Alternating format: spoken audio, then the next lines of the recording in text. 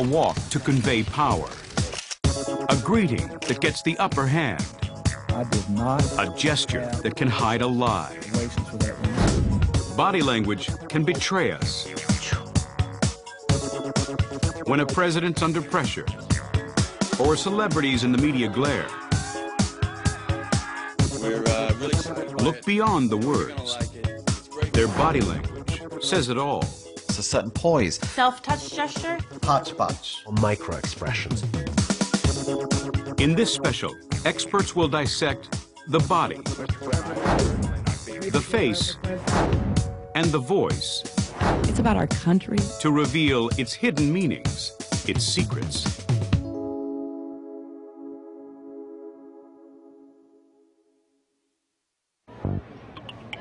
This is a world where what we say is all important. They said this day would never come. We hang on every word. Tomorrow, we begin again. Thank you.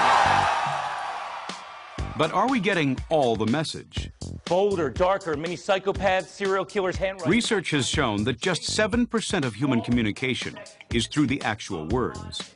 93% of what we communicate with others is nonverbal. Bam, bam, bam! 93%. Think about that. 93%. So it's our tone of voice, our pitch, our posture, micro expressions on our face, and different gestures that we might use. So we put all the significance on 7% for words. We shouldn't really be doing that. Beyond the words lies a fascinating world of nonverbal communication. The secret world of body language. We're about to watch our wannabe world leaders, our sports stars. Good morning. We'll revisit famous figures from recent history. Did you kill the president? Because people have got to know whether or not their president's a crook. Well, I'm not a crook. I've earned everything I've got. We'll view our celebrities with fresh eyes. We're going to show how people in the public eye try to control the way we perceive them. And how sometimes, despite their best efforts, the truth leaks out. Whomever it might be, if the truth is told, then my name will be cleared and I can move on with my life. If you know what to look for. It's not what you're seeing, it's what you're not seeing. And you're not seeing an anger response. We're going to equip you with the tools to read those body language giveaways. You're getting a hidden peek, a peek into the world of what's really going on there. When you can read body language, every moment you spend with others, you can make it valuable, and if you're in business, you can make it profitable. Body language is crucial. For those who study nonverbal communication, one of the first indicators they look out for is the way someone's body moves.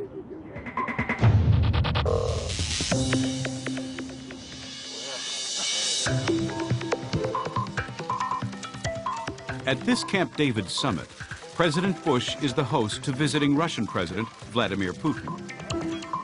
Vladimir Putin knows the world is watching him on American soil, and he also knows that his people are watching, so he must show strength. Here, though, both leaders are making a strong body language statement. Now here we are, two powerful world leaders in a sort of striding contest. Because, of course, the faster you stride, the more strong, powerful, and fit you are. But it's not just the speed of walking that sends out messages. Vladimir Putin and George Bush, both of whom are fantastically powerful men, have two completely different kinds of power, and it evidences itself through body language. I thank you all for coming. Vladimir Putin has what I would call a very animal power, a strongman power, and he walks by having his shoulders, they're actually bouncing back and forth, and he walks, he also makes gestures, he's very active. I would almost call it a kind of sexy power. George Bush, on the other hand, has a more traditional and I would say American power. There's very little movement above the shoulders. He's trying to look like he's controlled. There's no extra wasted energy. I thank you all for coming. Perceiving the body language message of these two powerful presidents is straightforward, but body language is often complex and easily misunderstood.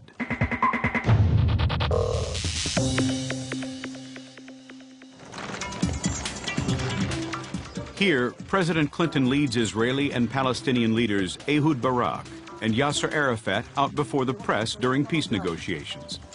It's all smiles for the cameras. But behind a facade of bonhomie, there's a power struggle going on.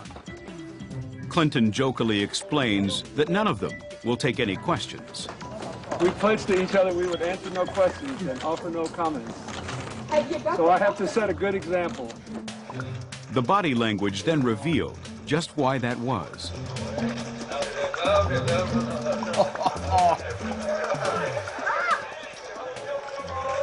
Oh, my. Wow. Wow. Almost a physical fight. Many viewed this apparently lighthearted tussle as a sign that Arafat and Barak were getting on well. Think again. There is a great meaning behind who goes through the door first. Now, of course, here in the West, letting someone through the door first doesn't really matter. It's polite, maybe. But in the Middle East, it has significant cultural impact. The host, the power person, says, I'm in control. I'll help you through the door. I'll show you the way. Thank you. Thank you. Throw in the fear and tension present in most Middle East negotiations, and suddenly the desire of both Arafat and Barak not to go through that door before the other starts to make sense. This is a classic example, in an extreme way, of how the last man through the door is the winner. So Barak reaches for Yasser Arafat. Arafat literally grabs his arm, moves around, and starts waggling his finger at Barak, Barak then uses as an opportunity, like a wrestling match, to move round to actually be behind Arafat, and then literally grabs Arafat, who holds him by the arm, and shoves him through the door bodily. So you've got fear and power struggle showing in big, bold body language movements. Arafat and Barak are not the only ones to appreciate the significance of the last man through the door move. Even when friends and allies meet, subtle cues reveal who's top dog. 2003, British Prime Minister Tony Blair plays host to President Bush. In this particular example, we're looking at number 10 Downing Street, and one would expect Tony Blair to be very territorial. It's his territory, he should be host, he should be in charge and the boss in terms of who at least goes through the door. And yet, Tony Blair, the Prime Minister, accepts that the seniority in place here is the President. So President Bush says, photo op's over, gives them the little nod. And so they start going in. The President's in charge of the choreography. He goes through the door last, he uses his left hand, and taps Blair forward, not shoving Blair through the door, but helping him through the door, meaning Bush is in charge.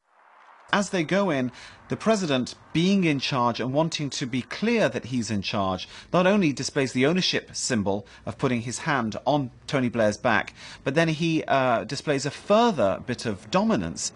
Gives him 3 little taps just to let him know that actually he's a good little boy and that George W. Bush is boss. A pat on the back is one way to demonstrate power. Getting the upper hand is another, quite literally.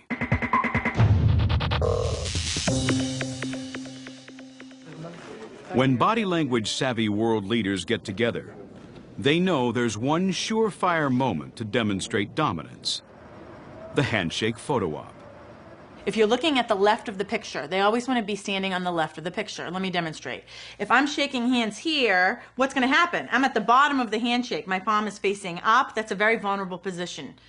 If I'm shaking hands here, and I've got my arm around the person, I'm shaking hands, who's got the upper hand? I've got the upper hand. If someone's coming in to shake your hand like this, here's the nice solid handshake. It should be straight and firm. If it's not... Janine Driver teaches body language evening classes. It's kind of hard to dominate. You're a powerful force. She believes the visual impact of important handshakes was first appreciated in 1970, when Elvis Presley famously paid a visit to President Nixon at the White House. We see a picture of Nixon, and he's shaking hands with Elvis Presley. Nixon's got the upper hand. That's where the expression comes from. I've got the upper hand here. So now that people know about this in politics, you see them jockeying for position when it comes time to take the picture. At this summit in 2006, hosted by Vladimir Putin, the Russian leader was on full handshake alert. He strategically placed himself in a position where when they're coming forward, he's going to get the dominant position. They're coming out of cars this way, they're coming up to him, the cameras are here. Every single picture, who gets the upper hand? Putin. Then, up strides Tony Blair. We see that Tony Blair is going to actually grab onto Vladimir Putin's hands, this classic thing of grabbing somebody by the elbow to show who is actually the leader. Score 1 for Blair. Next, it's President Bush's turn. George Bush, on the other hand, then comes in and realizes he's on the wrong side of the photo. Morning. So when he reaches in to grab, he immediately crowds Putin. So instead of just grabbing and letting Putin grab his arm, George Bush puts his shoulder against Putin so that Putin's left arm is in no way in a position to grab hold of Bush's right arm. Then as soon as Bush turns out, he immediately goes for a little tap, a steer on Putin's back to actually give him a push. And Putin, making sure not to be outdone, puts his right arm out and gives Bush a little tap as well. We'll call that a draw. Even seated, the bodies of world leaders can speak volumes. Here's a masterclass from FDR. With President Roosevelt presiding, the historic conference began. February 1945. Franklin D. Roosevelt, Joseph Stalin, and Winston Churchill famously meet at the Yalta Conference. The Big Three, surrounded by the chiefs of staff, with their staffs and civilian officials, posed for the cameras in the patio of Lavatia Palace. The Allies had worked together for 3 years, but now, with the end of the war in sight, Roosevelt knew all that was set to change. We see three powerful men all wanting to dominate.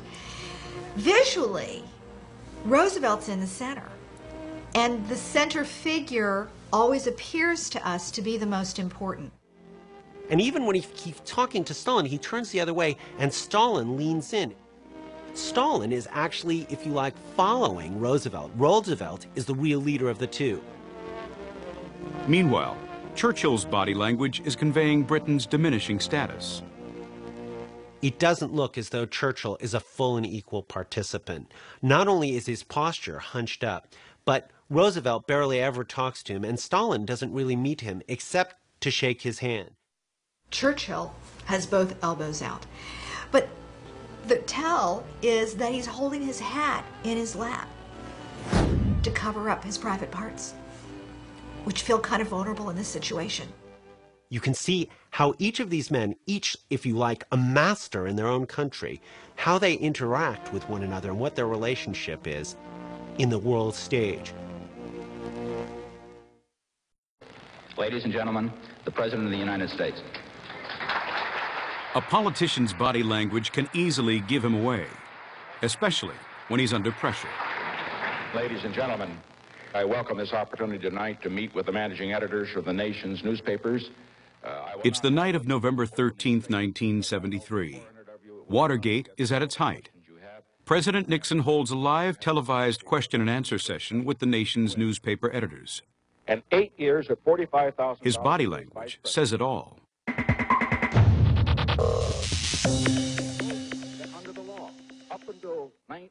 Nixon knew it was not going to be an easy evening. Mr. Quinn. Mr. President, this morning Governor Askew of Florida addressed this group. Stop. Right there, we see Nixon standing with his hands behind his back, which gives the indication that he has nothing to hide. He's got this open front. However, he's holding his wrist like this behind his back, and he's touching himself like this. It's called a self-touch gesture. He's basically saying, okay, here we go. I can get through this. His words are combative, but his body language betrays anxiety. As far as this money is concerned, how is it possible for you to have this kind of investment when all you earned was $800,000 as president? Well, I should point out I wasn't a pauper when I became president. I wasn't very rich, as presidents go. You can see in his body as he's trying to defend himself against essentially the press corps that is acting like a pack of wolves. He's holding himself away from the podium like he's going to be attacked from it. In this case, Nixon is trying to protect himself from some searching questions. That I welcome this kind of examination. Because people have got to know whether or not their president's a crook. Well, I'm not a crook. I've earned everything I've got. He says, I'm not a crook, and immediately goes into retreat. His body backs away. Really clear tell. When somebody makes a statement, a definitive statement, and immediately retreats, we know they don't think they told the truth. They know they didn't tell the truth. They're escaping that lie. Nixon also suddenly crosses his arms. He goes immediately from that, quick arm cross, to protect himself. Oh my God, oh my God, oh my God, oh my God, I just said something, I just said something. And also, to the best of my ability. Right there, shaking his head no. Time and again throughout this exchange, Bam, right away. Nixon displays tellingly defensive body language. Stop, look at this. Everyone's body language is different. Each person has his own quirks. To unlock the secrets of body language, the experts rely on an analytical process they call norming.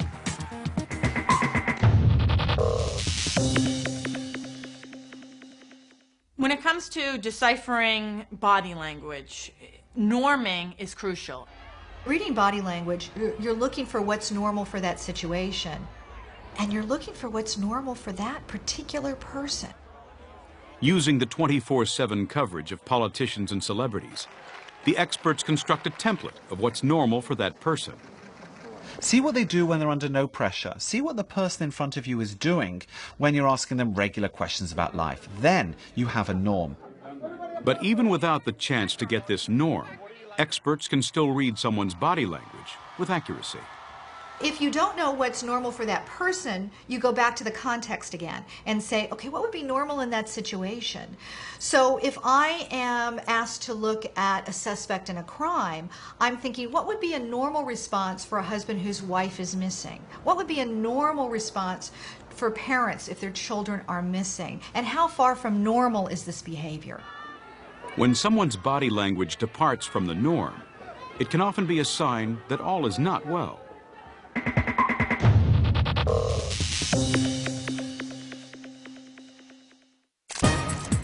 Britney Spears makes a perfect body language case study because of her love-hate relationship with living in the public eye.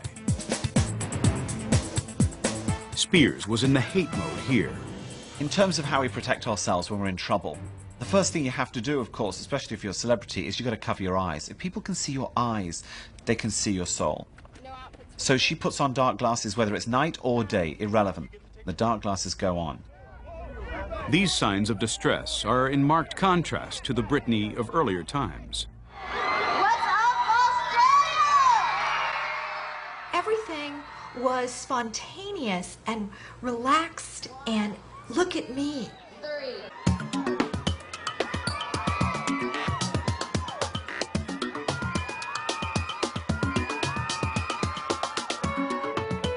Britney, you look awesome. Chicken wings.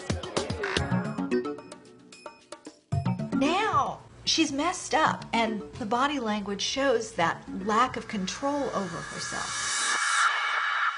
Her body language is very defensive, whereas it used to be very welcoming. She's closing down and looking panicky, whereas she used to be absolutely adoring the limelight. Under this kind of intense scrutiny, a celebrity's body language needs a helping hand. We can only guess at the sort of coaching or advice that someone in her position is getting, but I'm sure she's being advised all the time. She's not alone. Take Paris Hilton. She rarely has a night in. So how would she behave on a night out of jail?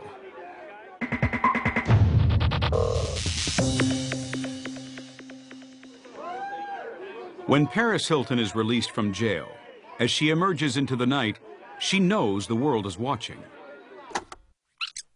She knows, or at least has been told, that she's got to demonstrate that she's learnt her lesson. After all, she's actually been to jail. So she can't come out and be her normal playful self and jump on a table and start lap dancing, because this moment doesn't warrant such behavior.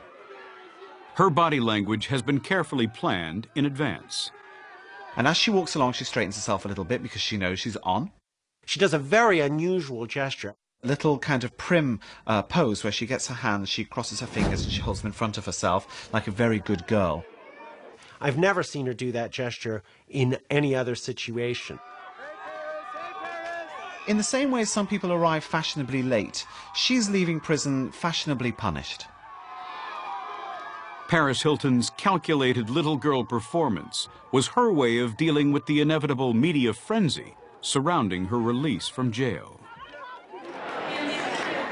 Politicians, like celebrities, are always in the media spotlight.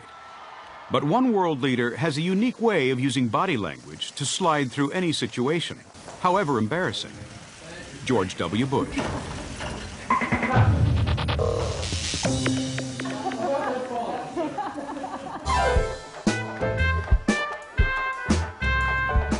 The thing about Bush, no matter if he says something wrong or he does some silly mistake, what happens with him is he gets like a kid.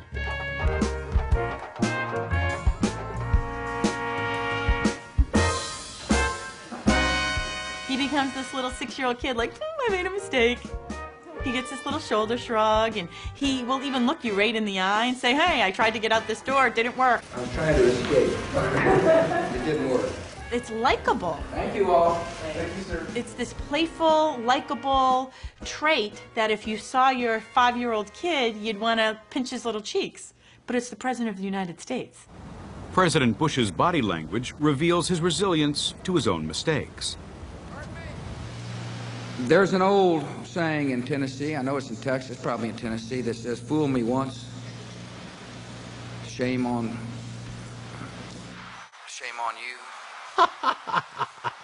If fool me, we can't get fooled again. A beautiful example of George W. Bush getting completely lost in the middle of what he's saying. Fool me once. He pauses a long time. Shame on. He knows that the next word is shame on you. Shame on you. But he knows also that he's completely lost the next sentence. He has no idea where he's going. And what you'll see with his head is, fool me once, and he bends down like this, like they're about to throw tomatoes at him or something, really rotten stuff. If fool me, we can't get fooled again. Fool me once, shame on you, and then he just comes up and he misquotes The Who, won't get fooled again. If fool me, we can't get fooled again. There's this long pause where he's evaluating if he's made a complete fool of himself. And then he carries on regardless. We've got to understand the nature of the regime we're dealing with. Body language matters. If you want to be President of the United States, it's vital. The facts are that he has said in the last week that he really liked the ideas of the Republicans over the last 10 to 15 years. Politicians like Hillary Clinton and Barack Obama know that words are only part of their message. Voters are also influenced by the image they portray.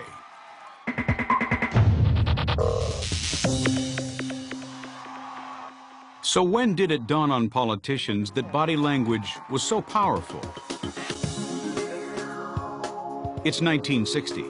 Vice President Richard Nixon and Senator John F. Kennedy campaigned for the presidency. This election will be a turning point in the relationship between politicians and body language. It really wasn't until what's labeled the Great Debate, which is the debate between Nixon and Kennedy, the first televised debate, that candidates began to realize they had to focus on their nonverbal visual image. Smith, Senator Kennedy, the things that Senator Kennedy has said, many of us can agree with. The candidates square up to each other in front of a television audience of 70 million people. Nixon looks far less assured in front of the cameras than Kennedy. Federal control. Mr. Nixon, would you like to comment on that statement? I have no comment. Thank you, Mr. Nixon. That completes the opening statement. Nixon had only just come out of the hospital after receiving treatment for an injured knee, and then refused makeup when he got to the TV studio. He was a manly man. He didn't want makeup. Kennedy said, put the makeup on, put all that makeup on, and he was already attractive. Nixon sweated under the lights. He compared unfavorably with the tanned and fit-looking Kennedy. In the polls after that debate, Nixon, to the radio audience that only heard him, won by a landslide. But the poll of the audience that saw the debate, Kennedy won by a landslide. So all of a sudden, politicians realized they had to be aware of their visual image. Nearly 50 years later, today's presidential hopefuls receive saturation media coverage. Voters observe their every move.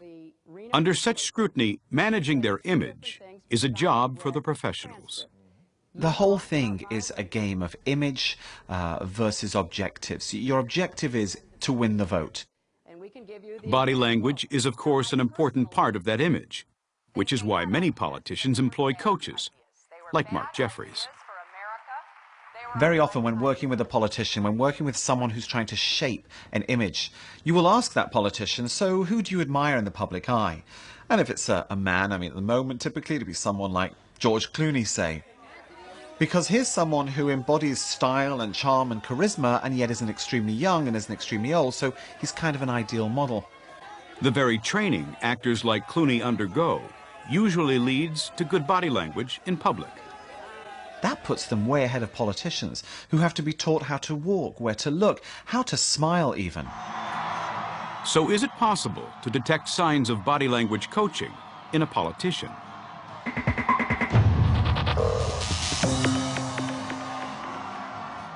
This is Hillary Clinton. I want to thank you for letting me speak with you about an issue that is central. Here's Hillary Clinton back in 1993.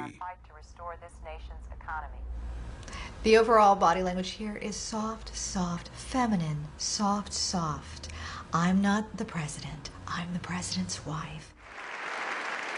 Back then, Hillary's body language was very understated. Stand up, you silly woman.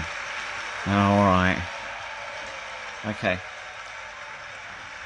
So she comes in and she's a little hunched over, because that's what you do when you feel slightly threatened. Because when you don't feel threatened, when you feel very confident, you stand up very straight. You thrust your chest out.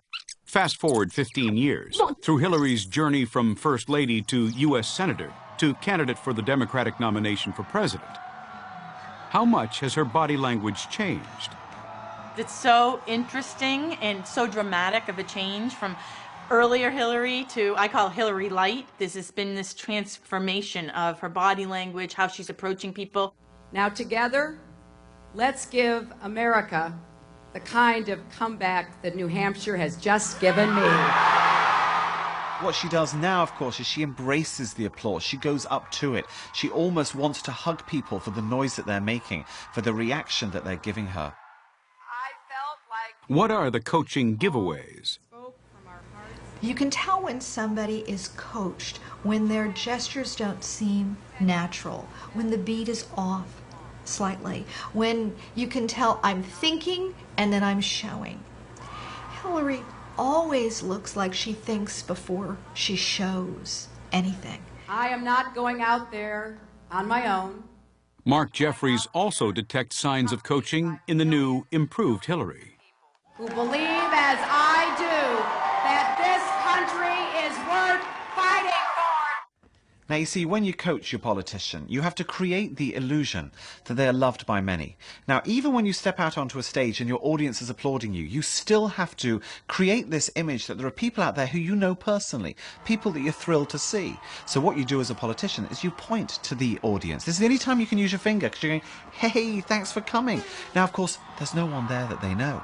And if you are in the audience, you're looking at her going, she's pointing at me. Is there somebody else? But the whole thing is a game, and it's a brilliant one, because when you watch it on TV, you go, wow, she knows so many people. Politicians now know they must pay attention to the 93% of communication that's nonverbal. But what role does body language have in everyday life? Does good body language help close a deal? To find out, we hired 2 women to pose as new car customers.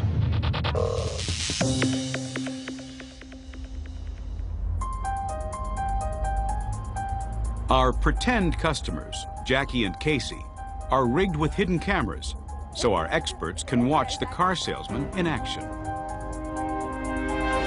First stop, is a BMW showroom, where they're greeted by Corey, one of the salesmen. Oh, look at the fixing the tie. There's some preening. Must have saw that there are two cute girls waiting. He's fixing things up. Hi, I'm Jackie. Nice to meet you. Nice to meet you too. Hi, Casey. Hey, Casey. Nice to meet you both. I wanted to come and take a look at something in the 3 Series, if you have something available. Certainly. Certainly. Let me grab it. Kind of quick on the handshake, but he was smiling, which is very genuine. Okay, look at how he approaches. The salesman approaches the two women. He's got a giant smile, which is what he needs to have. And he's also got his head bowed slightly forward, which is very important for displaying submissiveness. Very useful for a salesman. Salesman Corey has started off well. Oh, looks like he put a winter coat on and an umbrella. He's going to take the girls outside. So this is a man that wants to make a sale. And it looks like he's going to give Jackie and Casey a test drive. I'm looking more at the sedan, I think. I'm not looking for anything particularly fast. Look at not messing around. This guy is on his A game. Great posture. He had a little jump in his step there going to the car. And off they go. I believe this salesman's body language is near perfect throughout. Corey gets high marks from our experts. But were our customers impressed by his performance? What do you think of Corey's first impression? I thought he was very friendly, really sweet. You know, real, like, easy to talk to, down-to-earth kind of guy. Do you think his body language would have helped or hurt an actual sale with you guys? Personally, I think it would have helped. It would have helped. His body language in with his personality. The following morning, they go to a Toyota dealership. This time, there'll be an extra hidden camera rigged inside the frame of Jackie's sunglasses. This is Jackie. Hi, Jackie. This is Jerry. Jerry, hi, Jackie. Nice to meet you. So, How will salesman Jerry compare with Corey? This position right here where we see Jerry, see what he's doing with his thumbs? He's rubbing his hands. That's called a self-touch gesture. Jerry's self-touch gesture is similar to Richard Nixon's hand-rubbing during the Watergate investigations. This is a comfort gesture, and it means that he's feeling in some way uncomfortable. Body language can't be considered in isolation. It's usually an amplifier to what you're already saying. Now, he's moving calmly, he's assuring, but he's not assuring to them. He's actually essentially assuring himself. Both cars come with a built-in remote. It's built into the key fob. Okay. So that you don't have to have a separate piece. Here's the problem. He's looking down. He did not connect with eye contact with the women. Here there's a disconnect. He's by standing up, what happens is you're saying, I'm more important than you. If anything, he should be down, crouched on his knees a little bit. Inside the car, Jerry's showing off the various features. But is his body language helping to persuade a potential customer? oh my God, that is very nice. People buy not based on the product. They don't even buy based on the data about the product. Ultimately, they buy based on how they feel about the salesman. So how do Casey and Jackie feel about Jerry? He seemed a little distant to me in general, even when we were, I mean, it got better as it went on in time, but there was definitely some distance there throughout the sale. Camry is more Comparing their experiences, we asked them which salesman would be more likely to sell them a car. Bye. Have a good day. Oh, Corey. Definitely. Yeah. Definitely. Yeah. Why? And look at your genuine smiles pop up, by the Because way. he has a genuine smile. I mean, like you said, he has the confidence about him, and he was sure, but it wasn't overconfidence. It was just natural. He just had it. One of the acknowledged masters of body language is former President Bill Clinton. Bill Clinton is great at establishing rapport. He's one of the all-time best.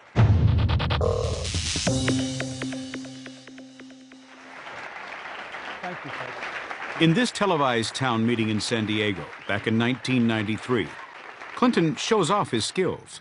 My own belief is that we do need more jobs, and that we do need jobs tied to continuing education and training. Bill Clinton has all the classic charismatic factors, likability, power, attractiveness. But if you look at Germany, if you look at Great Britain, if you look at France, you look at all He's the a powerhouse because he's so open. He's giving us his full frontal, saying, I have nothing to hide.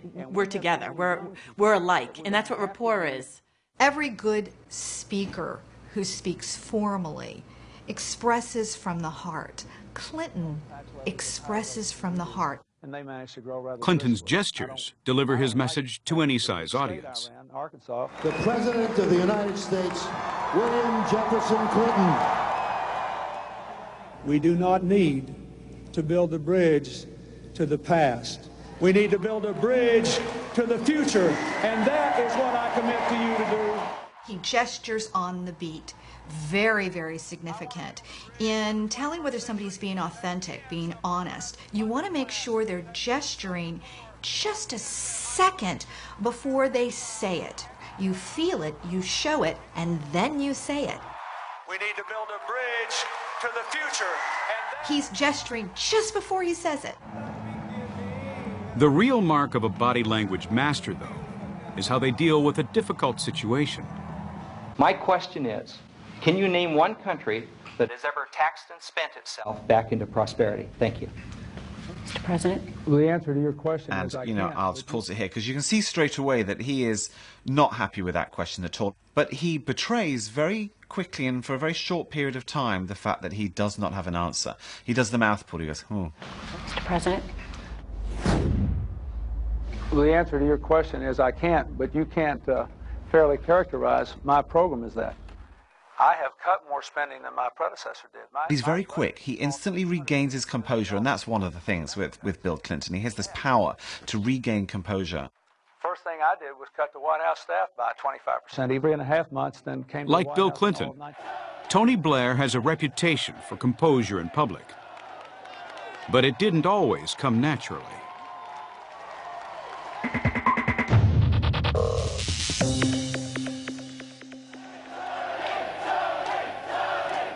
Blair, his wife Sherry, and children are posing for the cameras on the day he first became British Prime Minister. Then came the moment everyone was waiting for. You're taught as a political couple that you must show a bit of love from time to time. Show the voters you're real and normal people. The crowd is applauding. He puts his arm around Cherie as if he's going to hug her. Now, of course, Cherie, remembering the lessons, decides to go for the kiss. He then grabs her, puts his hand right in front of her so that she can't kiss him. And he almost blocks her with his hand, like, no, not now, dear. She goes and does a little cat thing on his chest. And it's at that moment when she does that that he realizes he's missed the boat, that actually he was supposed to kiss her. But then it's too late because everyone's seen the effort and you can hear a little bit of booing from the crowd, and then he realizes he's made a mistake, so he kind of kisses her hair. And the whole thing was rather embarrassing.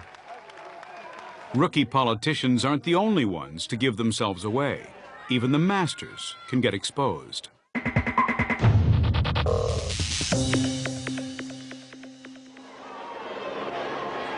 Take this promotional appearance in 2005 by actors Angelina Jolie and the recently separated Brad Pitt.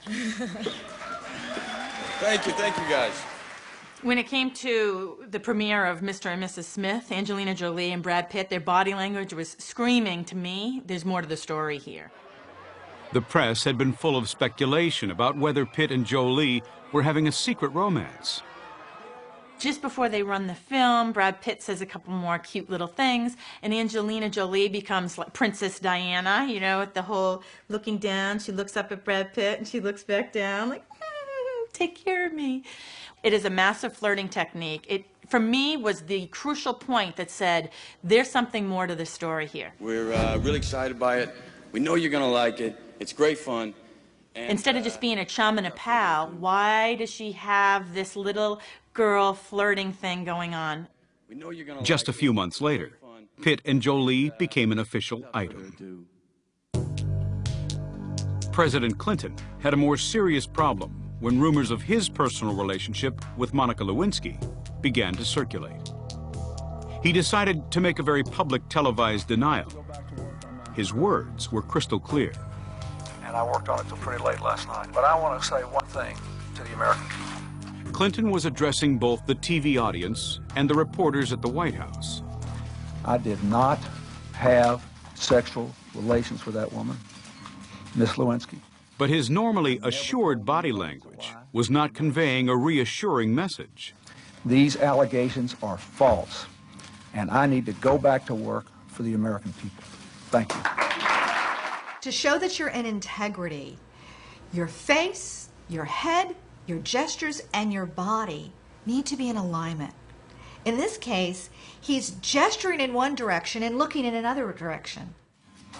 I did not have sexual relations with that woman. So he's pointing here, but looking here. Well, that's a disconnect. That doesn't make sense. Why is there an incongruency there? It should be, America, I want to tell you something. Not America, I want to tell you something. I did not have sexual Now, look again at the way the president's head moves. I never told anybody to lie, not a single time, never. Never, never, never, not a single time. We see the head shaking no, but we didn't see this head shaking no when he said he didn't have sexual relations with that woman. I did not have sexual relations with that woman. So although he's trying to control his body language, the truth was leaking out.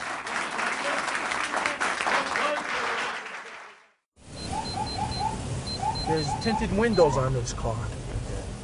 Out on the streets, reading body language accurately can be the difference between life and death.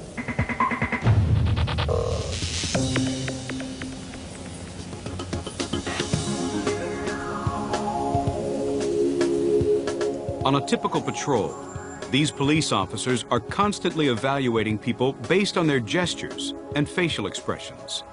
As of right now, I see one person in the car.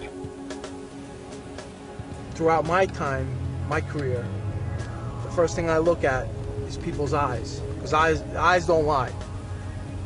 I mean, you could put your hands in your pocket, you can take a seat on a chair, but your eyes don't lie. How to read body language accurately is an important lesson in police training.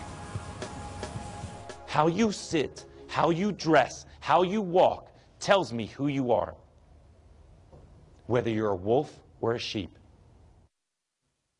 Former Marine Corps intelligence officer Frank Marsh has an audience of law enforcement officials from all over the state of New Jersey.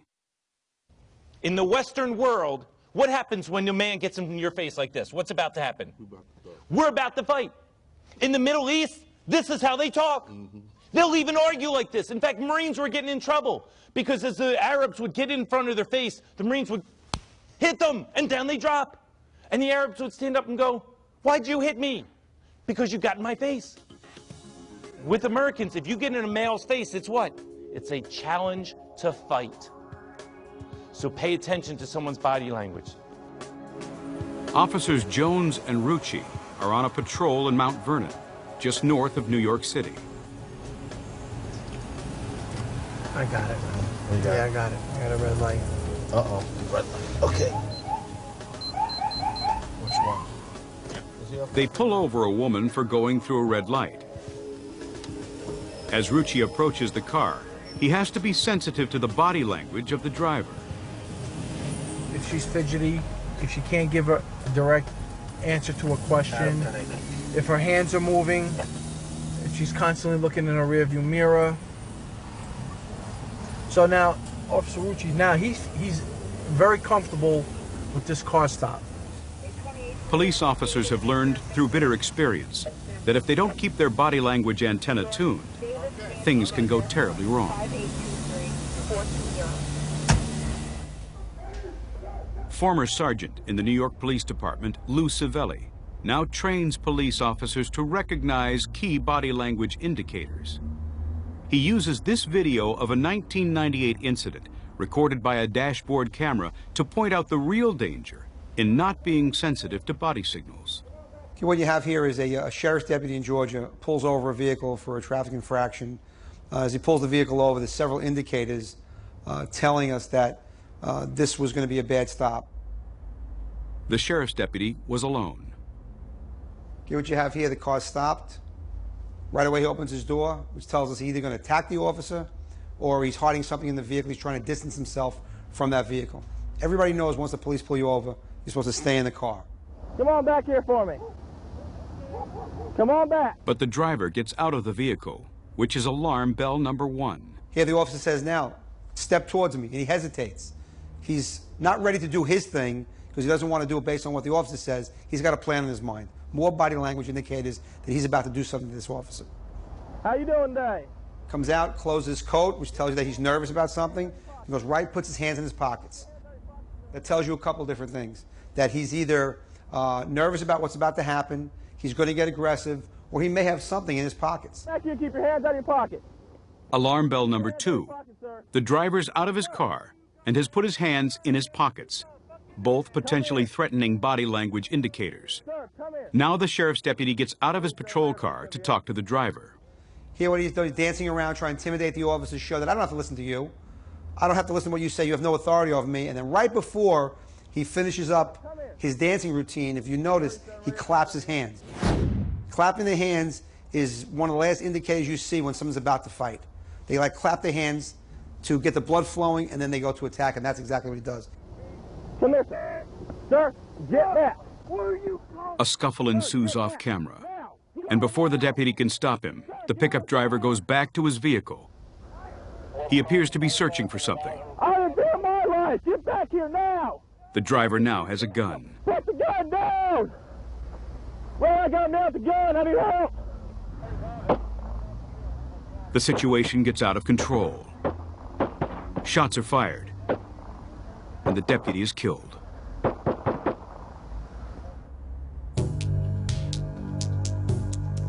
This horrific incident is one of many examples Savelli uses for body language training.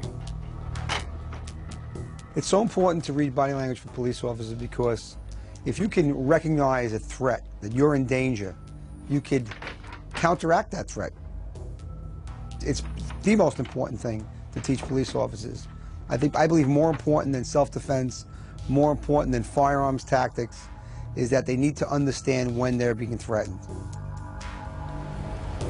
Out on the street, a police officer can use often subtle body language, or tells, to pick up on possible guilty or criminal behavior.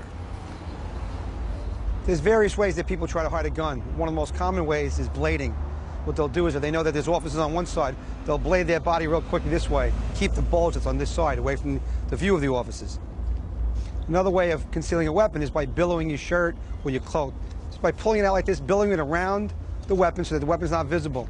Finally, if I'm going to try to grab for my gun, the first thing going to happen is my thumb is going to twitch so it can clear the top of the shirt. So if you watch my hand's going to go up, and the first thing to go up is my thumb. I'm going to pull up and try to grab my weapon. And the reason I do that subconsciously, I know that my thumb has got to clear this weapon before I pull it out.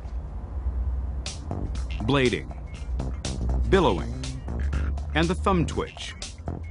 All potentially threatening signals for those that can see them.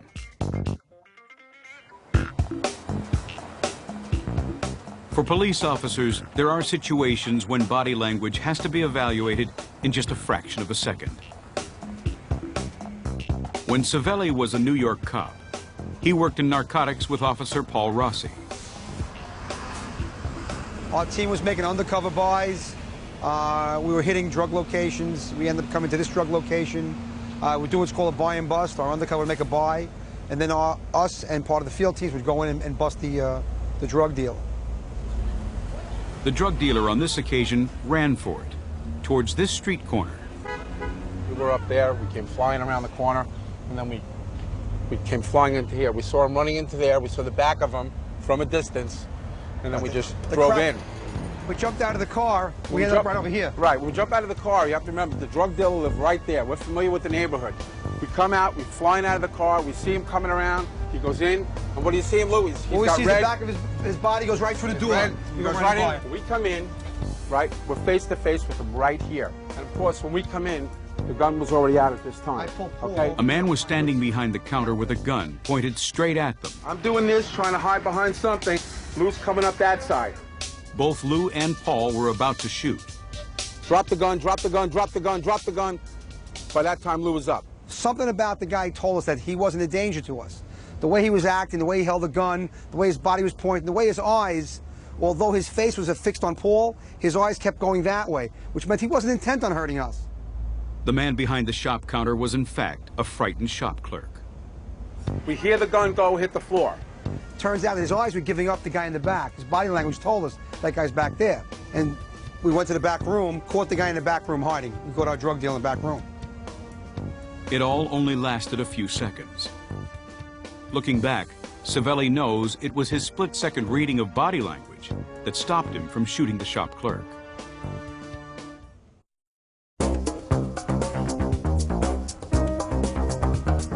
More than half of what we communicate is through the gestures we make and the looks on our face. Scientists have dissected the thousands of different expressions that appear on the human face.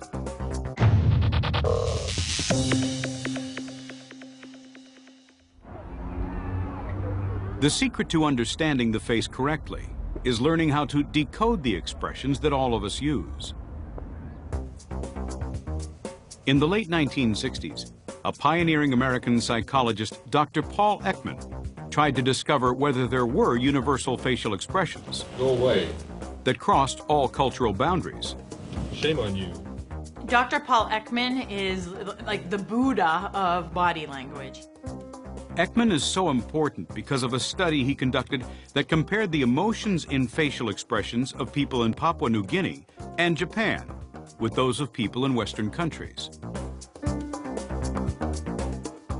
His team asked volunteers to make faces corresponding to a particular emotion and filmed the result.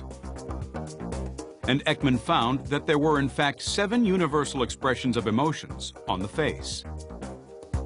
Happiness, sadness, anger, fear, surprise, contempt, and disgust. We all have them. Doesn't matter if you're 6, 66, 106. Doesn't matter if you're born in Iran, Japan, or the United States. They appear pretty much the same way in our face.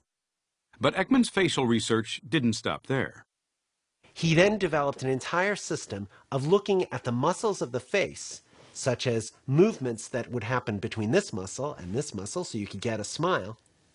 And he then characterized those, giving us essentially an alphabet whereby scientists could talk to one another and characterize exactly what facial movements people were making.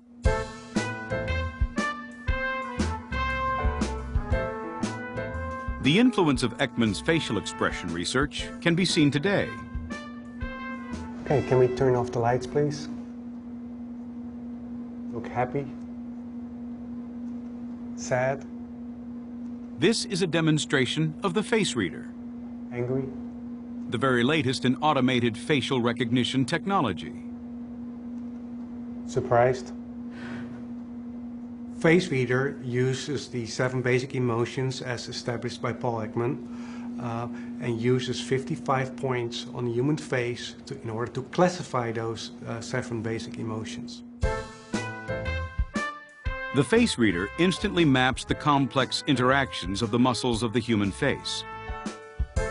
These colored graph bars represent the type of emotion appearing on the face. Every expression is given a value in terms of the degree of happiness, sadness, anger, and so on. Technology like this is now being used in all sorts of fields. For instance, consumer research. How do people react to different foods? Marketing research. How do people react to ads? Today, facial recognition systems are being installed in airports to refine security checks. Happy? But the face communicates so much more than just the 7 universal emotions. Ekman identified more than 3,000 different facial expressions that convey a meaning that most of us will react to, both consciously and unconsciously. Today's politicians are acutely aware of the importance of nonverbal communication. They employ coaches to hone their gestures, but new research suggests they would do well to pay more attention to the expressions on their face.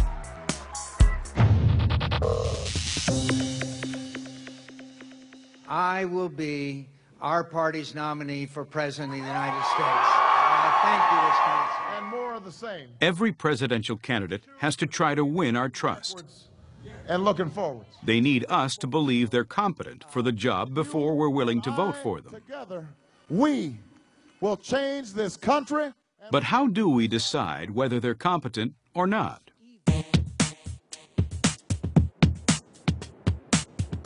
A. B. A. We asked Georgetown University to rerun a revealing experiment conducted at Princeton in 2005. B. Student volunteers make instant decisions between pairs of faces appearing on a screen. Okay. B. B. B. The student's task is to decide in sometimes less than half a second which of the two people is the more competent. A. It seems that we're so sensitive to facial expressions that we're comfortable making snap judgments like this. B. A. Even when the students have several seconds to choose, they don't alter their initial decision.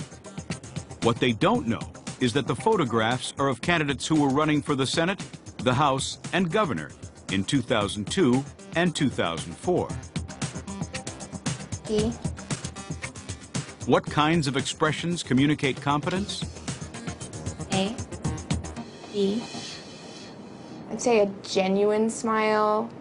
A. Anytime there was a nice smile. If there was no smile, maybe I didn't think they were as competent.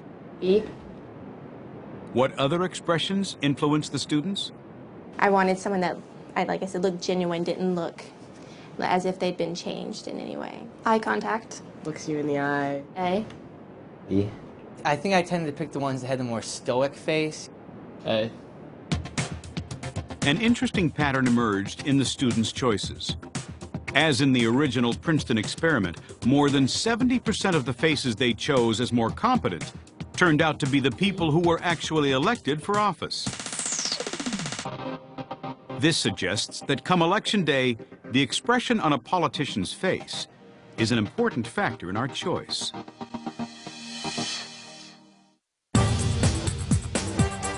We're hardwired to understand some 3,000 different facial expressions.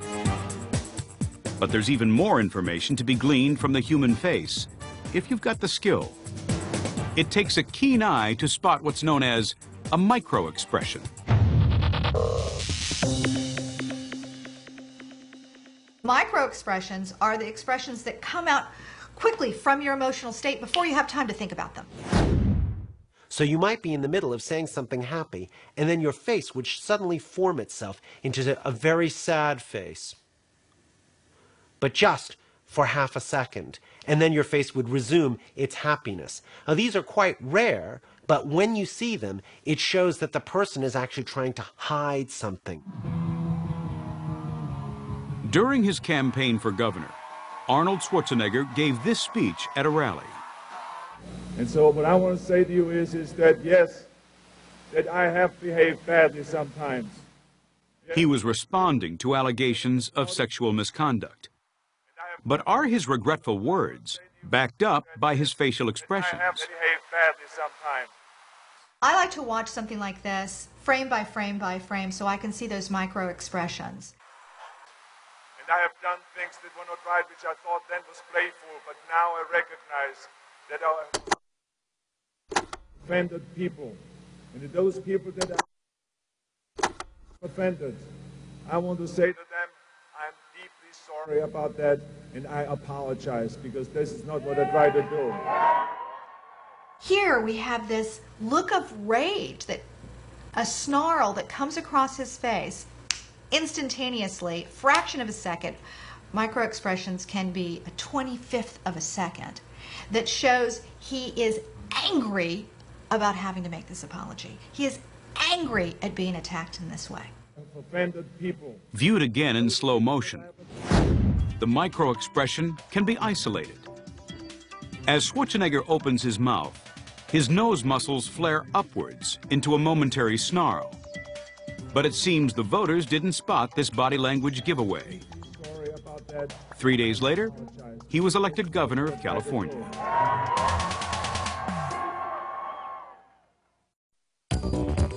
People who are media savvy sometimes think they can pull the wool over our eyes. One, he is qualified. But their faces can still give them away.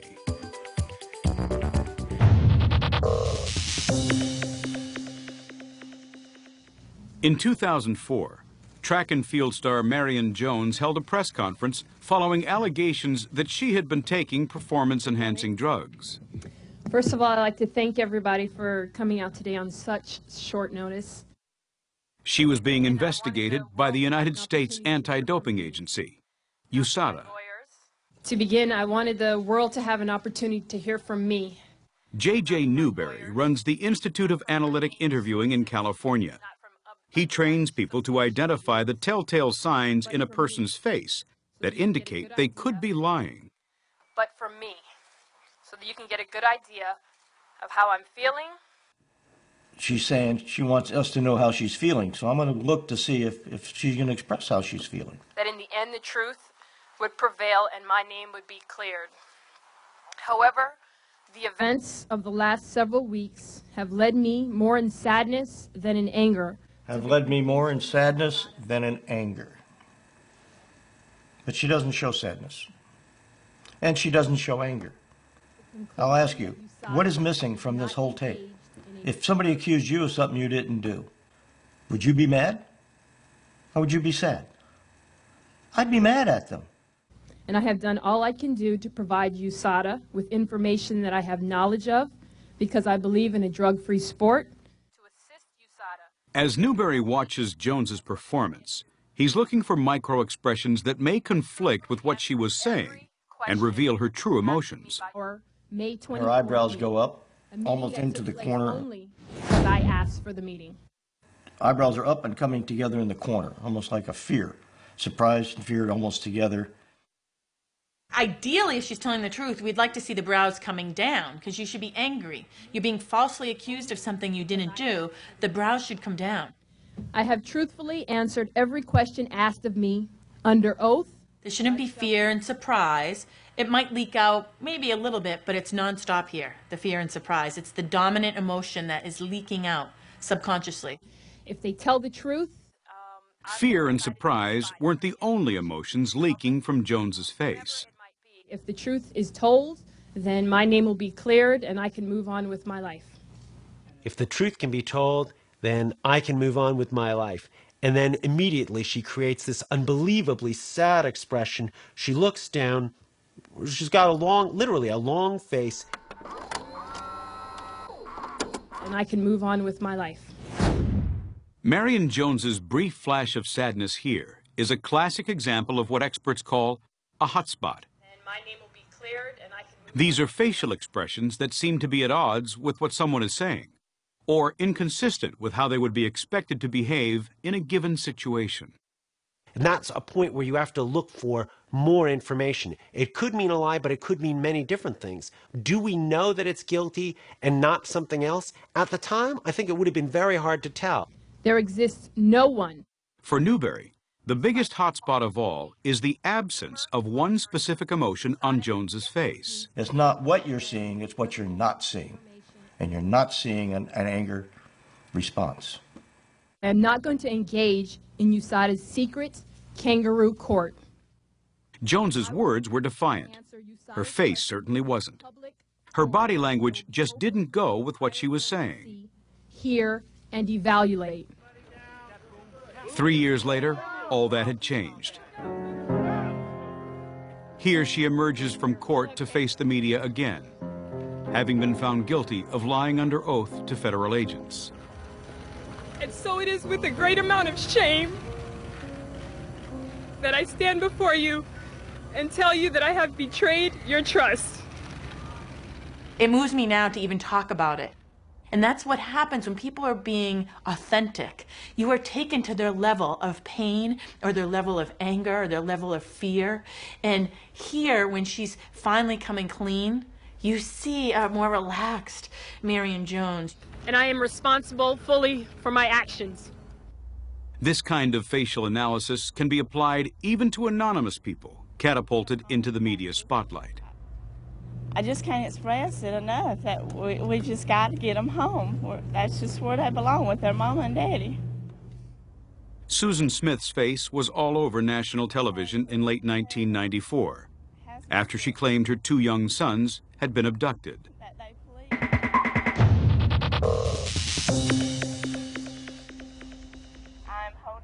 J.J. Newberry saw Smith's televised appeal for their safe return.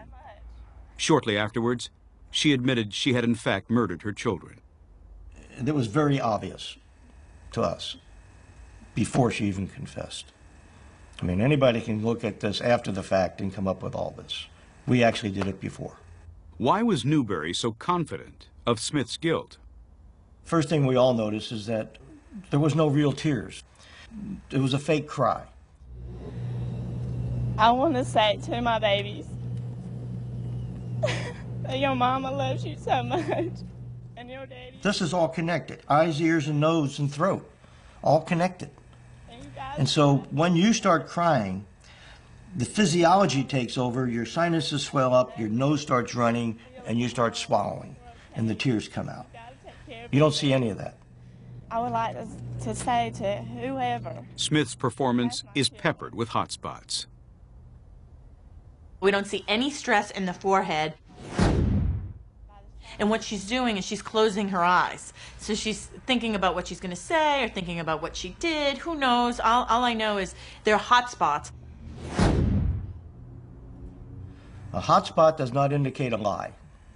It's simply a hot spot. An emotional response that should tell the interviewer, I have to delve further into this aspect of what she's saying. And there's not 1 minute that goes by that I don't think about these boys. Now take a look at the face of Smith's husband, David, during the same press conference. We ask that you continue to pray for me and my wife and for our family. But most of all, that you continue to pray, the American public, continue to pray for Michael and Alex, that they are returned home. Where she's faking it for the cameras, his face tells a different story. You do not have to be a body language expert to look at someone and as they're experiencing emotions to feel it. His emotions and his facial expressions are more consistent than his wife's. Susan Smith has no activity in her forehead, nothing, not a wrinkle. The husband, his brow is down. It's very engaged in stress. His jaw, he is very stressed. This is an emotional person. He does have concern. He does have feelings. He is showing this emotion. That you pray most of all for them and that they are being taken care of and that they are safe and that they will return home safely. The evidence was right there. We just had to open our eyes and look at the body language. Body language is about the gestures that we're all familiar with, and about the fleeting facial expressions that often escape our notice. Together, they make up 55% of human communication.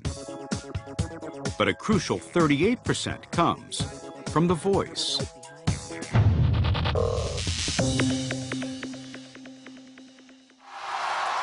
There's its tone and pitch. We have to choose between change and more of the same. Its speed. We have to choose between looking backwards and looking forwards. And rhythm. We have to choose between our future and our past. Barack Obama's voice seems very natural, but most politicians work very hard to achieve a sound that impresses the voters. Body language, and particularly voice tone, have a profound effect on how well you communicate.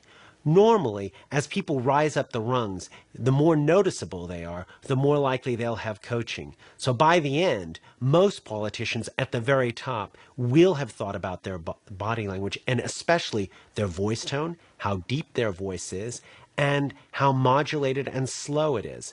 Now, I personally think they had ideas, but they were bad ideas. They were bad ideas for America. Female politicians have an additional hurdle to overcome with male voters. Research shows that a woman's voice actually affects the emotional part of a man's brain. So he automatically thinks women are so emotional when they speak. So shame on you, Barack Obama. Former British Prime Minister Margaret Thatcher provides a voice case study for British impressionist Steve Nallon. This is Thatcher in 1960. when she was a new member of Parliament. Oh, very much so. I've done a good deal of other speaking, but speaking in the House of Commons is quite different. It's a unique experience. It really is because of the... What's really interesting about Thatcher here, I mean, she's so young, she's in her early 30s, and for anybody, you know, in their early 30s, your voice is always a lot younger sounding. And it really is very, very high up here. Over the years, that was brought lower because it doesn't sound as good. It sounds patronizing, very, very high. The higher the pitch, the more shrill a voice, the less credibility it's given. In fact, it's perceived very, very negatively. Our voices often become marginally lower in tone as we get older. But Thatcher appears to have given this process a helping hand. Fast forward to the year 1983, and she has just won a second term as Prime Minister. I think we shall have to make up our minds about the cabinet very quickly, because otherwise the press will discuss it all for me. She's learned, as a politician, that that high sound is not going to help get her elected, and that, dare I say it, even husky, sexy voice just might appeal. Evidence can be found, though, that despite Mrs. Thatcher's suspected coaching, Open up, we have to move these to open the road. her natural voice would often reassert itself. I must say, I can't stand those who carp and criticize when they ought to be congratulating Britain on a magnificent achievement. And Now, at this stage in her premiership, although the voice was very low, been sort of trained to be low. just wait a little more patiently. After all, not all the results are in yet. When she gets excited, this old shrillness keeps coming back. I can't stand those who carp and criticize. If you seek peace. If you want to make it as a top politician, you need to know how to deliver a great line. If you seek liberalization, come here to this gate. Mr. Gorbachev, open this gate. Known as the Great Communicator, President Ronald Reagan was renowned for his ability to use his voice to work a crowd. Mr. Gorbachev, tear down this wall. Among today's politicians, Barack Obama stands out for his effect on an audience. How does he do it?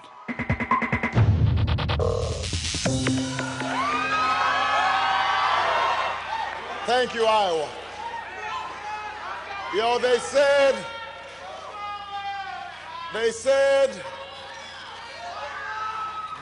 this day would never come.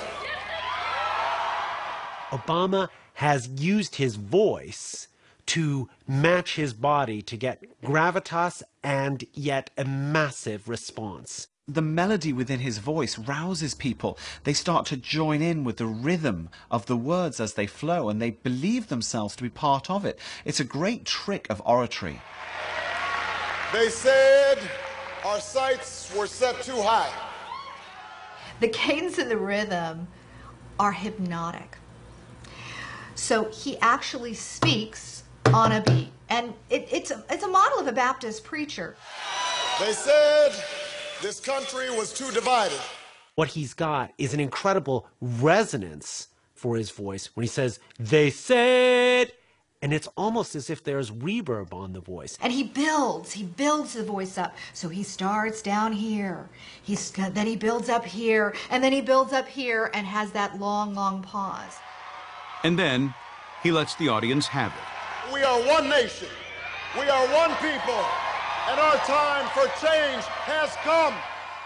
It's so powerful because what it does is it doesn't really matter what he's saying because his voice tells you what you should be feeling about what he's saying. The words become irrelevant. You might not even remember the word message after he's finished speaking, but boy, did you feel something really, really powerful.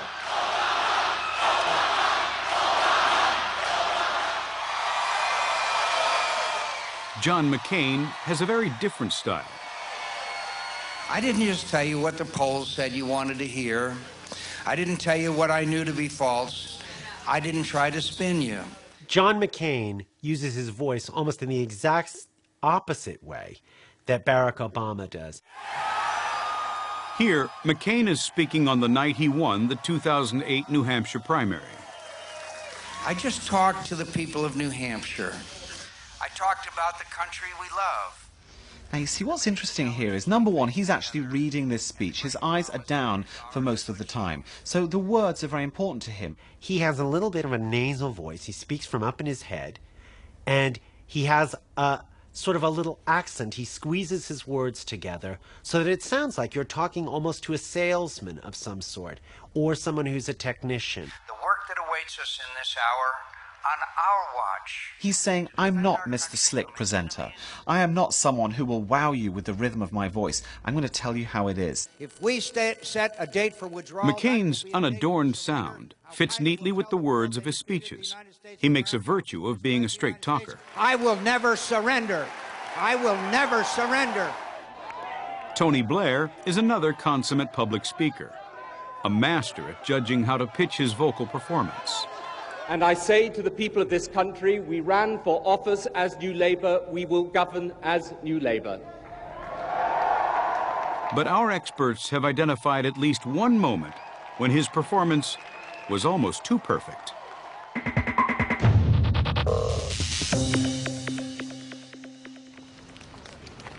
It's the morning of August 31st, 1997. Tony Blair has just received the news of the death of Princess Diana.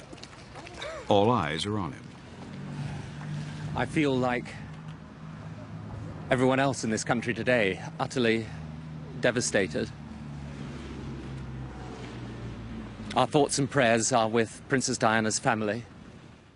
Tony Blair, in this particular piece of footage, is fantastically milking the sadness. I mean, there is real sadness in this feature, but Princess Diana's death, I don't think, affected him nearly as much as he's making out here. Normally, he has a very rapid fire delivery, almost sometimes like machine gun fire. And when somebody is being real, if somebody's authentically feeling something, it doesn't vary that dramatically from their normal rate of speech.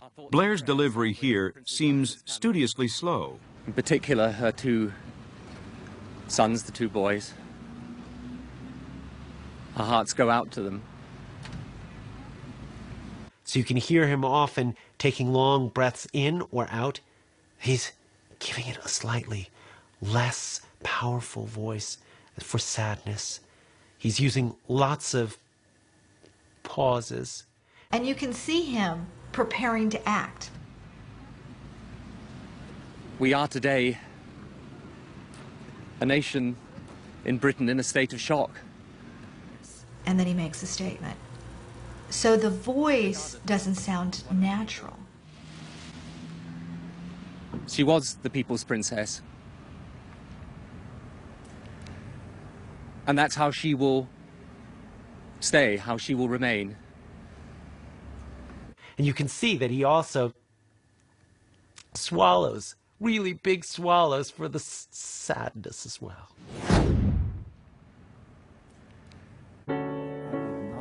Like the other aspects of body language, our voices can be hard to control. They can give us away, especially when we're under stress. And so it is with a great amount of shame. This is very personal for me. On the eve of the crucial 2008 New Hampshire primary, Hillary Clinton is asked a question that many feel changed the tide of the primary contests for a while. As a woman, I know it's hard to get out of the house and to get ready. And my question is very personal. How do you do it? I couldn't do it if I just didn't, passionately believe it was the right thing to do. Then suddenly, the tone of Hillary's voice changes. I have so many opportunities from this country. I just don't want to see us fall backwards. Many commentators believed that this moment helped swing the vote in her favor. But was it real or fake emotion coming out in her voice? This is very personal for me. It's not just political, it's not just public. I see what's happening, and we have to reverse it. And some people think elections are a game. They think it's like who's up or who's down. It's about our country. It's about our kids' futures. And it's really about all of us together. This is a difficult one, because here was the thing. At this time in the campaign, she was often being accused of being a little hard, a little cold. It was almost like it was required that she should prove that she's a woman and maybe show some emotion. And some people think elections are a game. They think it's like who's up or who's down. Her voice gets quiet, and it even starts to crack on the word elections. She starts to actually have her voice fall apart. If you just listen to her voice, you can hear it crack and break up as she's speaking. A lot of politicians have practiced and gotten that down pat. In this case, you can hear it's real. Others are not so sure. It's about our country. It's about our kids' futures. If I was being cynical and I had coached Hillary to cry at some stage, that'd be the moment to do it. Body language works as a package. Gestures, facial expressions, and the sound of the voice. But what if we take away the visual clues? How good are we then at decoding the secret messages of the human voice? We devised an experiment to find out.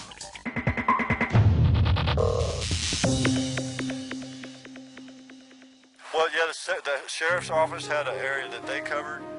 These Georgetown University students are listening to 2 audio clips. Tried to reach out a 100-mile radius. I'm not going to make a 100. All they know is that both recordings are of distressed parents talking about their missing children in front of reporters. Saturday at 7 o'clock. First, Mark Lunsford, talking to reporters in Florida in March 2005 about the search for his daughter Jessica. She had been missing for nearly 3 weeks.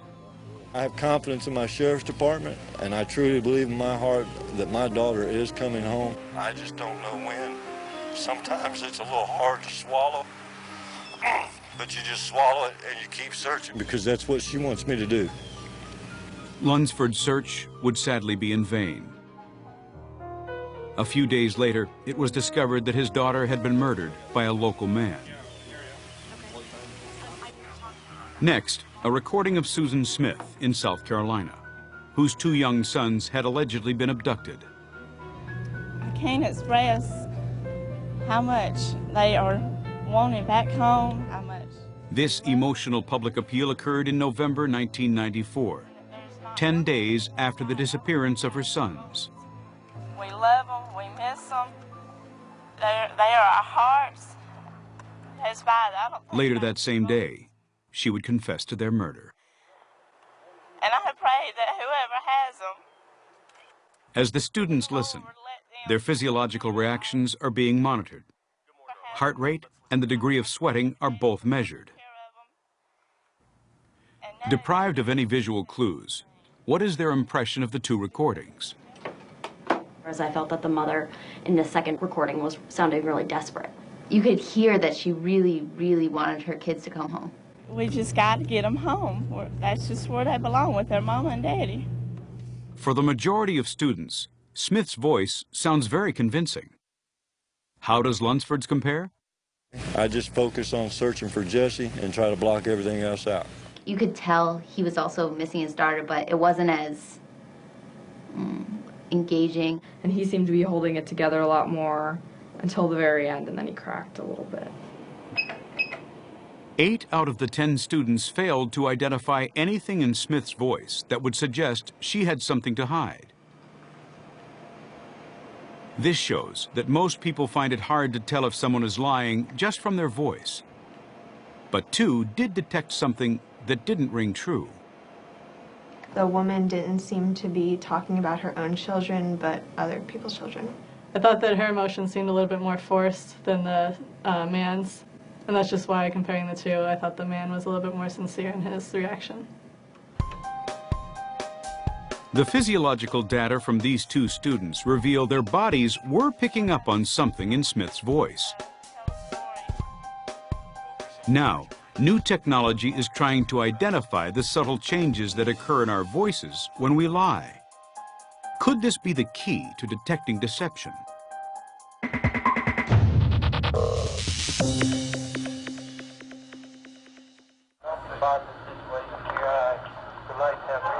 It's now possible to analyze a voice recording with some scientific precision. This recording is of Lee Harvey Oswald, arrested shortly after President Kennedy was shot.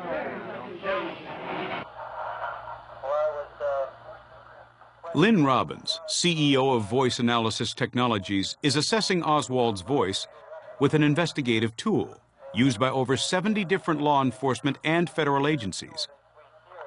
It's called Layered Voice Analysis, LVA. The brain communicates with the human voice box. It's not something you can control. With this technology, it's difficult to learn how to beat it. You would never be able to learn how to beat it, to be honest with you. I really don't know what the situation is about. Nobody has told me anything. As we speak and think about what we're saying, our brain is sending messages to our voice box, which constantly varies the sound our voices produce. Layered voice analysis evaluates these subtle audio variations and labels them in different categories of emotional mental activity, such as inaccuracy or probable false. I positively know nothing about this situation here. I would like to have legal representation. As Lee Harvey Oswald speaks, the different categories of mental activity identified by layered voice analysis are given number values that appear on the right-hand side of the screen. The numbers mean everything. The higher the number in some values, the better the chance is that they're not being completely honest with you. Now watch what happens to the readout when Oswald is asked this question. Did you kill the president? No, I have not been charged with that. In fact, nobody has said that to me yet. The first thing I heard about it was when the newspaper reporters in the hall asked me that question. The high numbers appearing in the category probable false suggest that in this instance, it's highly likely that Oswald was lying. Protested at that time. Nobody has told me anything except that I'm accused of murdering a policeman. I know nothing more than that, and I do request someone to come forward. That is a false statement. I know nothing more than that. I know nothing more than that. He did know what took place. It appears that he really knew what took place because his whole statement there is inaccurate and false. Obviously, Robbins is here analyzing someone who was in a stressful situation, where their voice was more likely to show signs of lying. But can this technology pick up signs of deception from someone who is not under any stress? I am not a fan of this area. I don't like the D.C. Body language expert Janine Driver is going to act as a guinea pig and answer a series of personal questions from Robbins. I have two sisters. They have kids. I lived with Kayleen for a year. It's all truthful responses, until they get onto the subject of Janine's choice of college. Tell me the furthest state college away from Waltham, Massachusetts, and it was North Adams. I didn't care where it was. It could have been, in Virginia, and I would have gone. You cared where it was. Did I care? Yes, you did care where it was. As long as it was far away. LVA identifies a false statement from Janine, just as with Lee Harvey Oswald. A revealing change in the voice has been identified. I'd rather be in the mountains rather than the ocean. Why is that so stressful? Is it kind of stressful? I'm terrified of sharks. I don't go swimming in the ocean. Jaws screwed me up forever and ever because I literally will not go past my ankles in the ocean. I can even see my body language. I'm kind of rubbing my hands here. Even my son, if I see him. Now we're getting a stress reading. He's only 2, like, enough. And Janine's gesture, rubbing her hands, is confirming that stress in her voice.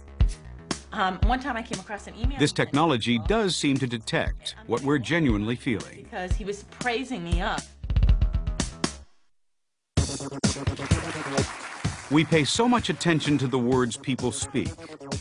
I've burned everything I've got. But remember, 93% of human communication is delivered through body language. When there's a conflict between the words and the body language, always believe the body language. Read body language accurately, and you'll look at the world through new eyes. A celebrity secret, exposed by an unguarded gesture. A liar, unmasked by her own face. A power struggle played out beneath a false geniality. I will never surrender. And our time for change has come. And when a politician tries to convince an audience with winning words, press that record button, rewind, and take another look.